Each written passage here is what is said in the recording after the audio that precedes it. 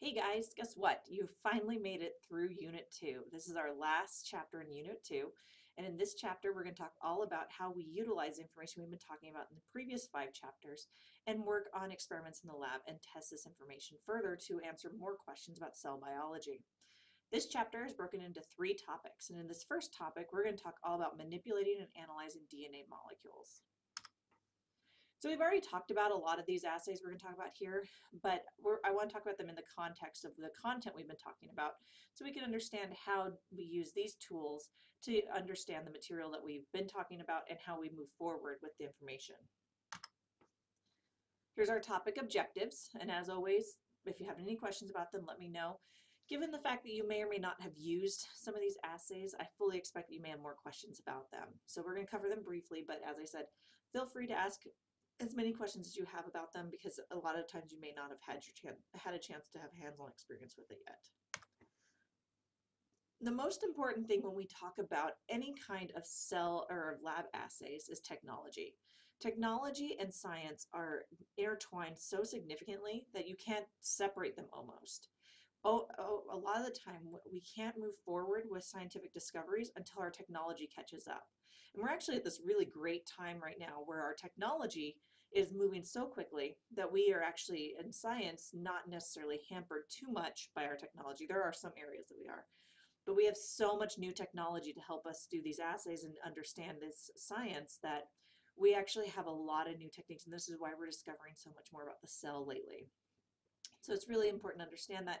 I put a lot of technique videos for you in Blackboard, so please let me know if you have any questions, but I encourage you to check them out. So let's talk about what we're going to focus into here for topic 1. There are 4 assays I want you to understand. The first is using restriction nucleases. The second is gel electrophoresis. Then we're going to talk about hybridization, which we've already talked about before, but we're going to talk about it again. And then we're going to talk about blotting. So the first thing that we're going to talk about is restriction nucleases. Now, what are restriction nucleases? We've talked about them with regards to DNA polymerase when they fix a mistake in the replication process, or if something gets damaged, they come in and they'll pull out the broken nucleus or broken nucleotide. But what we do in the lab is we have these specific restriction nucleases that we've discovered or manufactured sometimes that all cut DNA in a very specific way. Each of them has their own cut. And you can see some examples of it here. They cut in 2 different ways. One's a blunt cut where they cut even on each side, and one's called a sticky end where they cut less on top, more on bottom, or vice versa. And it creates these overhangs that make them more sticky, and they actually reanneal better together, or better when you use a sticky end. And that's why most of the time you use sticky ends, but sometimes you use blunt cuts. It just depends. Now, as I said, each of these cuts in their own unique way, and that's because it's looking for specific bases that it'll cut around, and you can see some of the examples here. So make sure you understand how this works and how these different examples work. Not necessarily, I will never ask you to know what EcoR1 does, but I want you to understand the differences between them.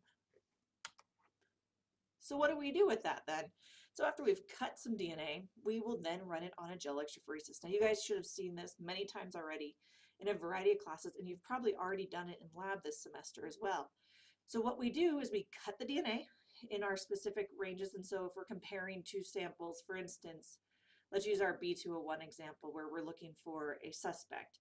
We've taken samples of DNA from everybody, and we've cut them with a specific restriction nuclease. Every single one of them's got it.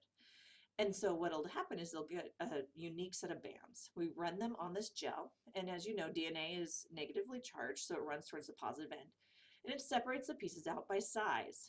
And then we can compare where the bands fall to see who matches, because we've used that same cut. We use the same technique when we're talking about foodborne outbreaks or other areas where we want to compare DNA quickly without actually sequencing it. This just allows us to see size-wise how different they are. Then we'll always stain it either using ethidium bromide or any other way to observe the bands.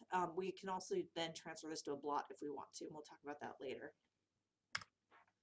So we've talked about hybridization before when we talked about the microarrays. Hybridization relies on the key concept that we can heat up DNA, break it into single strands, and then when we cool it back down, it'll come back together. What we do when we do this is we will heat up DNA, then we will expose it to complementary sequences, that are not necessarily its original complement strand, it's another one, and then let those reanneal together and come back together. And usually we've dyed the set that we want to come back together with. And so that helps us find those complementary sequences and identify whether or not that specific sequence of DNA is there. So how do we use this? So one example is in blotting. Now we've talked about Western blots where we use proteins. And in proteins we detect with antibodies, and that's because that's just how we detect our proteins. DNA is different, and RNA too. And so those blots are called the southern and the northern blots, where southern blots are the DNA blots, northern blots are the RNA blots. What we do is pretty much the same process as the Western blot. We run our gel, and then we'll transfer it to a nitrocellulose membrane, or sometimes there's other ones too, but nitrocellulose is kind of the mainstay. So now we have our bands on this new membrane. And then we'll probe it with DNA, and this will allow us to see specific sequences of DNA. So where the electrophoresis allows us to just see size of bands, blotting allows us to find specific sequences of DNA. So if we're looking for a specific gene, blotting allows us to do that. So this is just a quick overview of some of the ways that we manipulate and analyze DNA and RNA. So in this topic, please review those objectives. Let me know if you have any questions, and when you're ready, move on to topic 2. And then remember, we have a third one for this chapter, so we actually have 3 topics for chapter 10.